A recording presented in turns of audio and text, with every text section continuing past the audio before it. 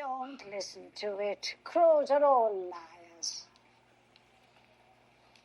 I know a story about a crow. I hate your stories. I know a story about a boy who hated stories. I could tell you about Sir Duncan the Tall. Those were always your favourites. Those weren't my favourites. My favourites were the scary ones.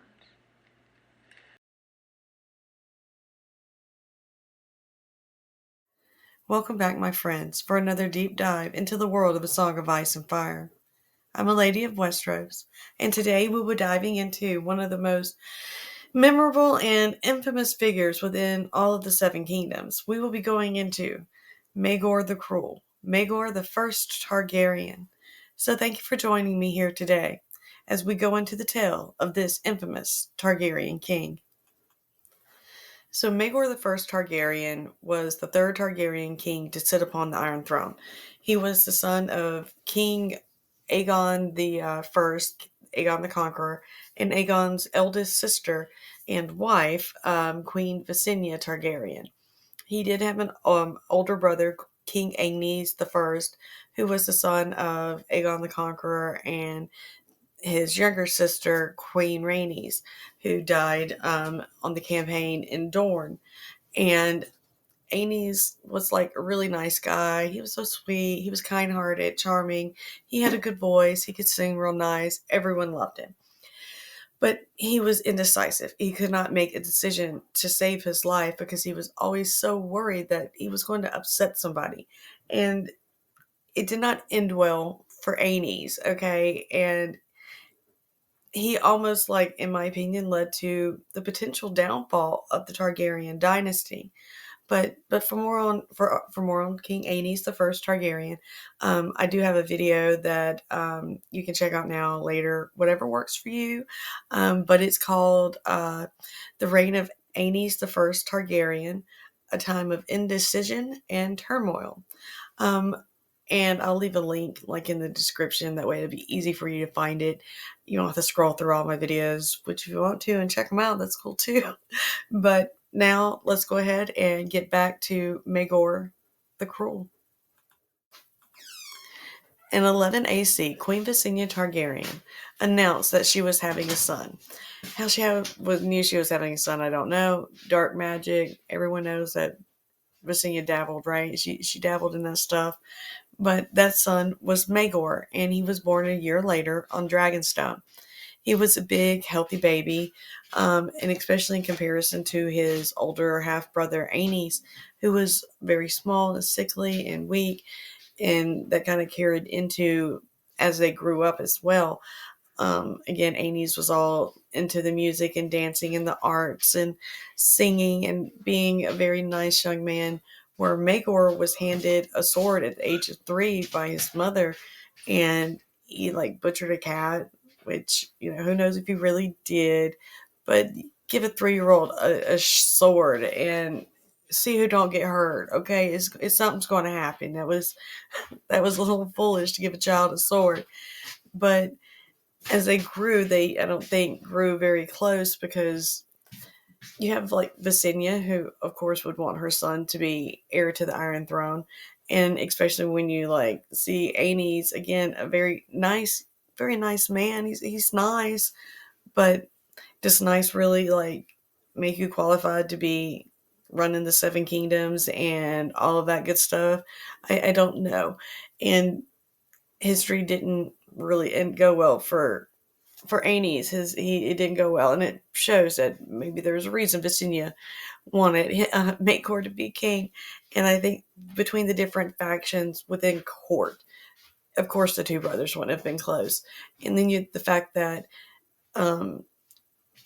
Visenya kept Maegor on Dragonstone, training him how to be a fighter and all that good stuff, as Aenys traveled about the Seven Kingdoms with his father, Aegon, spent time at King's Landing trying to like learn how to be a little king, but doted upon and pampered, where Maegor was living some brutal stuff, I'm sure. I don't think Visenya probably was not the softest of mothers. And so he learned how to be a strong young man. there's the rumor that he butchered his horse because he kicked him, so he stabbed it and then sliced the face off the stable boy that came running to see what was going on. Maegor was built for battle. Maegor was built for fire and blood, just like his mother, and it's evident in all of Maegor's being. And then he is being trained by his mother, and he's taking on boys twice his age and beating the heck out of them. And then he's taking on different people in tourneys and melees and defeating hardened knights, men that had been in battle with Aegon, taking control of the Seven Kingdoms, and Maegor is putting them in the dirt. So his mother ends up gifting him the Valyrian steel sword, Dark Sister, for his name day present when Maegor turned 13 in the year 25 AC. And I think for her to give him that sword, that says something about her intention with her son. She wanted him to be powerful and to be strong and to be seen as a Targaryen conqueror, much like his father. Maegor, like I said, was kind of born to be a warrior. As he grew from boyhood into manhood, he became this, bless you, thanks, welcome, this larger than life individual. They say he was built like a bull, all muscle and strength and power just radiating from him. And he had a constant scowl. He always had his eyes full of mistrust as he looked at people. And that had to be hard. It's no wonder the poor guy never made friends. And then as he goes comes of age and starts going into tournaments and doing battles and going into war with his dad and all those different things, his power and strength was evident. And so he rose to become one of the youngest knights in all of Westerosi history. He was known to be a hard and brutal man who craved violence and death. He was known for his savagery in the field and his harshness toward his defeated enemies. And he showed no mercy. And I think that bled over into his everyday life as well. It made it hard for him to make friends. He mistrusted everyone. And again, I think it all stems back to his mother. She did not give him a good upbringing. She taught him to mistrust people, to think that the only thing that mattered was power. And with enough power and strength, he could do anything. And that, I think, would come to bite him in the butt later.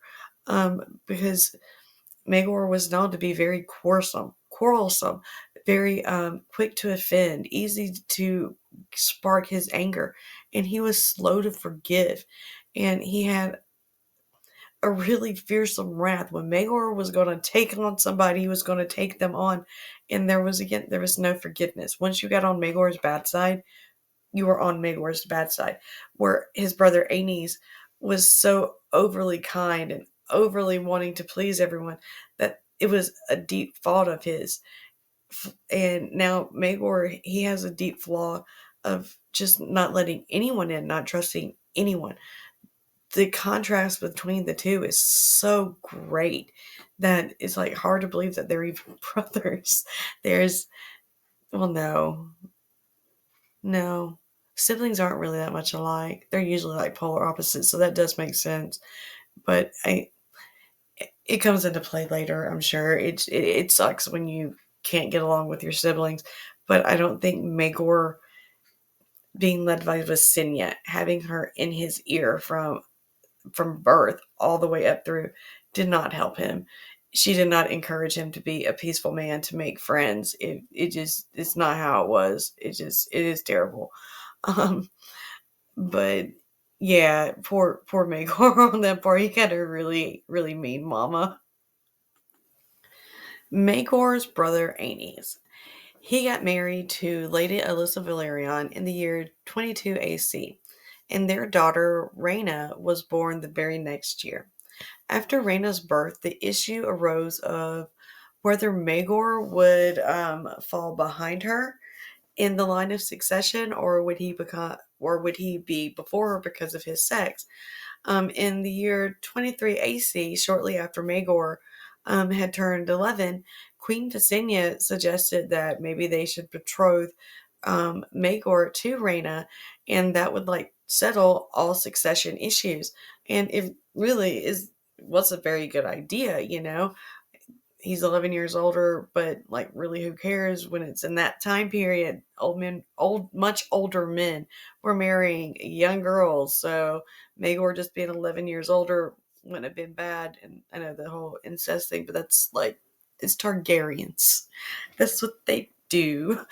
But no one liked this idea. The High Septon totally protested, and so did I think Aenys and his wife were kind of nah.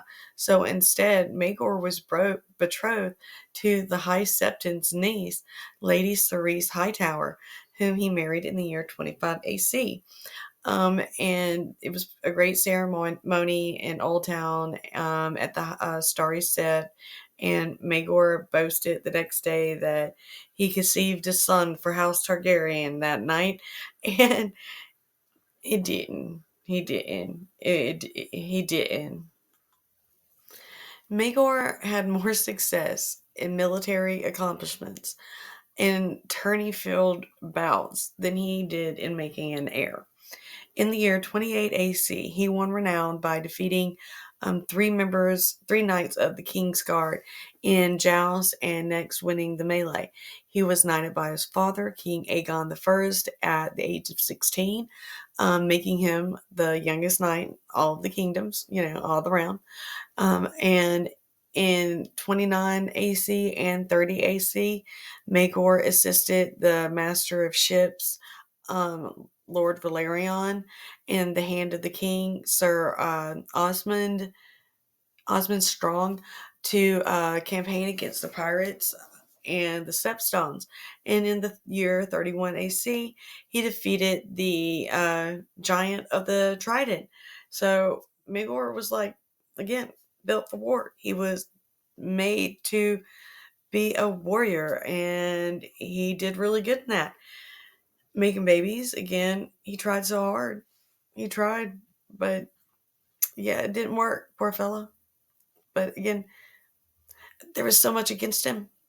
I'm trying hard not to be biased, to be I know everyone calls him Maegor the Cruel, and he's such a bad guy, but he did so much for House Targaryen. He was always there for House Targaryen, and they set him up with Cerise Hightower, and she's what, 20 years older than him. I know we were talking earlier about, it's okay, old men be marrying little girls and this stuff all the time, but she was a barren woman. She could not provide him heirs, and they kind of knew this.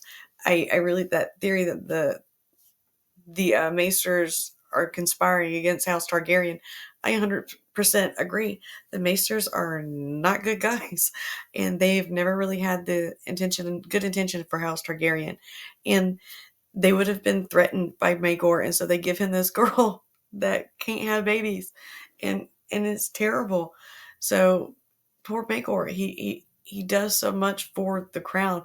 They're fighting for his father, being there, doing what is needed to be done, fire and blood, baby, without question, and he gets nothing for it. As his brother, who is pampered and treated so perfectly and special, oh, Aenys, he's next in line, and he does nothing.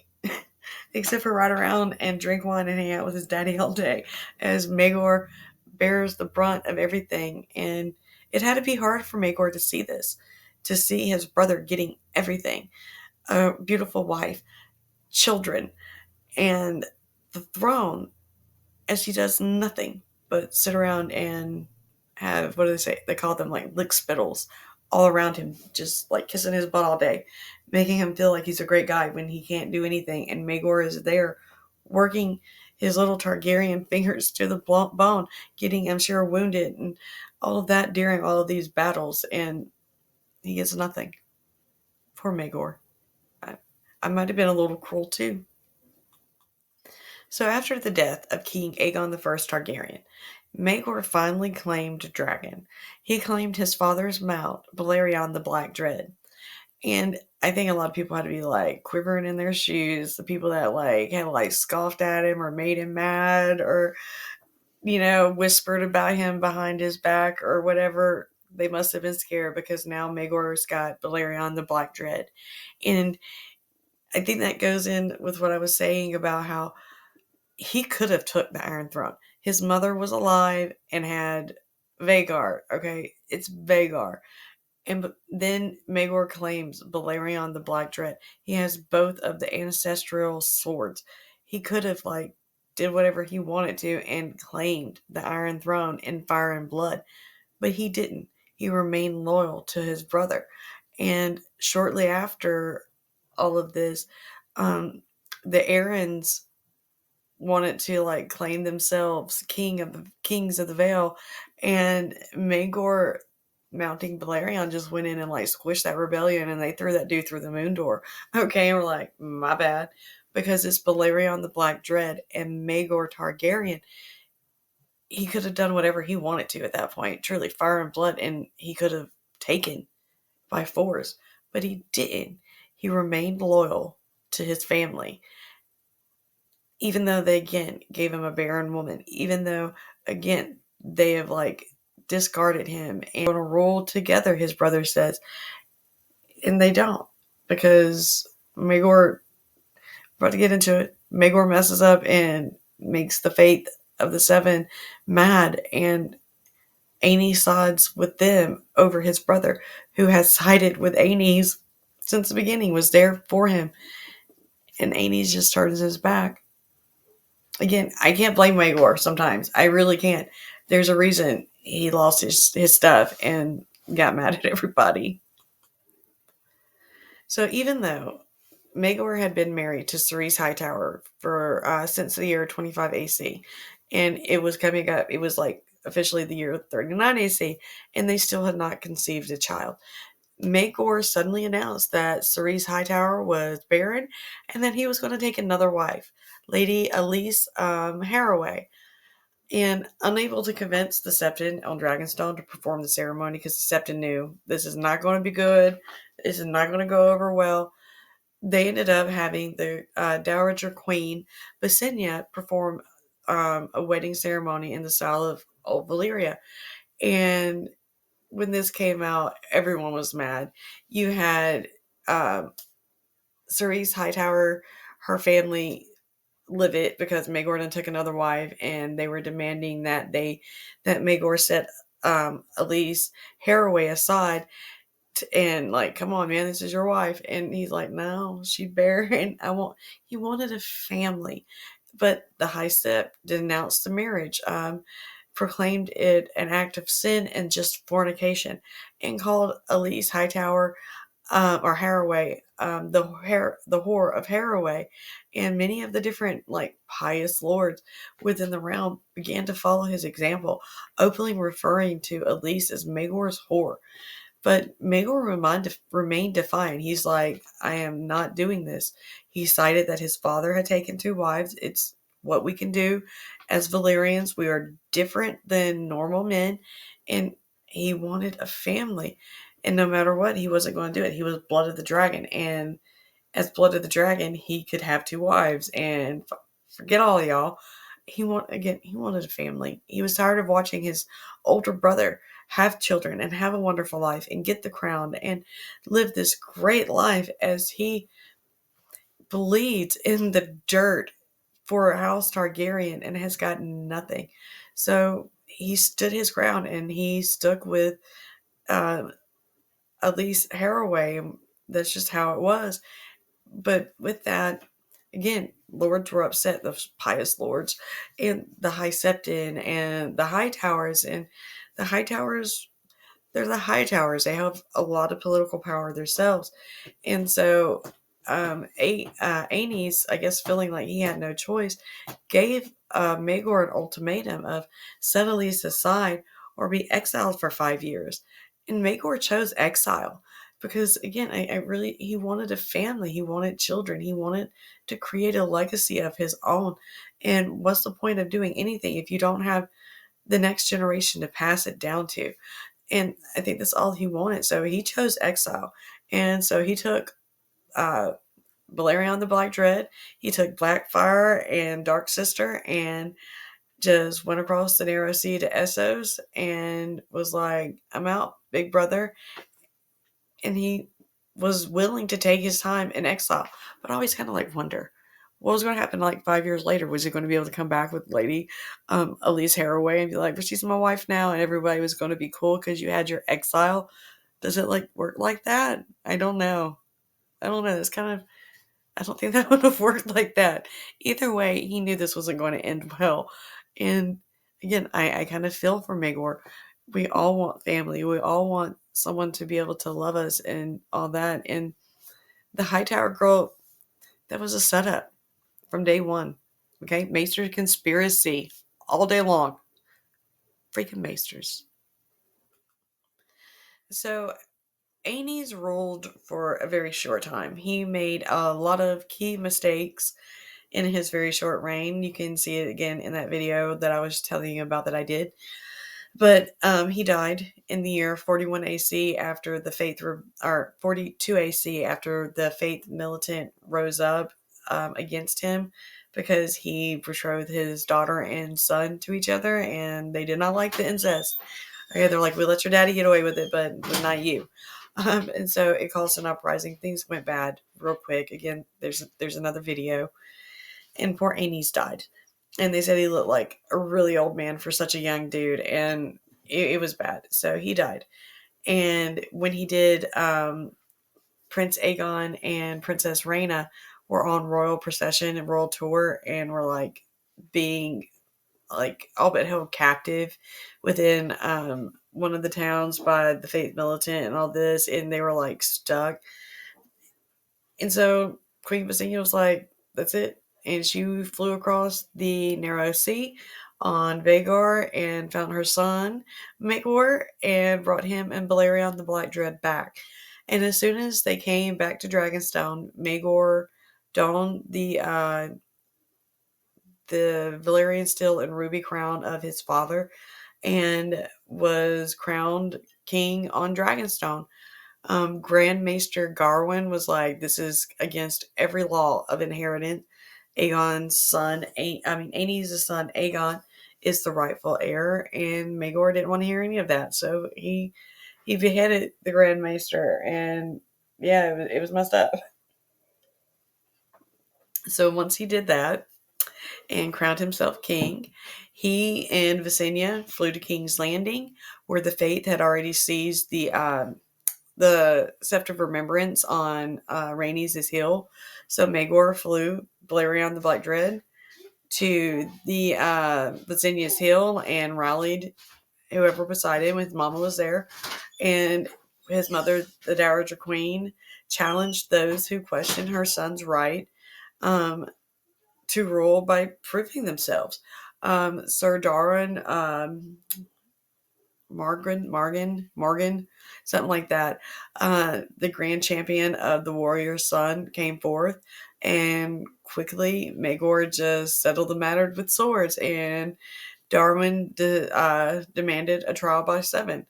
And so Maegor and him were like, all right, let's do it. He had the warrior son, all of them, 7 of those guys, and Maegor's like, who's going to fight with your king? And everyone was like, I don't know, I'm so scared. And then a nobody, everyday regular citizen of King's Landing stepped forward, and his name was Dick Bean, and he's like, I'll stand with the king. And that like shamed everybody. They were shamed by this simple guy and his courage. And so 7 more men, Sir Barman Blackcole, Sir Rayford Rosby, Sir Guy Lostern, and Lord Lucifer Massey all came forward, and together they faced the warrior's son, and they all died. Everyone got like killed really bad. It was awful. Some people like say, depends on like whose account you look at. Is it Mushrooms or one of the Grand Maesters telling the story? But some say that it lasted for like hours. Some say it lasted just minutes. but it ended with all the warrior sons dead. Poor Dick Bean, I think, got it first. He died, poor fella, but he died with honor. But he died, and they all died except for Maegor. He was last man still breathing, but he was gravely wounded, and many people thought that Maegor was going to die. And so Visenya took him back to King's Landing, or to, the Red Keep. It wasn't quite the Red Keep yet, by the way. It hasn't been finished, but took, her son back and got the maesters to try to heal him and make him better, and it wasn't looking good. And so Queen Visenya sent for Tyanna of the Tower, is what they call her. She is a very unique and mystical individual, and bad and evil and twisted. But she's into the whole dark sorcery thing, I think, much like Visenya is. And they call her forth, and Maegor's been in a coma for like 8 days, okay? He's like healing, but he's not waking up. And so Tyanna of the Tower comes and took over Maegor's care. And on the 13th day after the trial by 7, Maegor woke, and a new chapter in the history of King's Landing, of Westeros, of the Song of Ice and Fire began.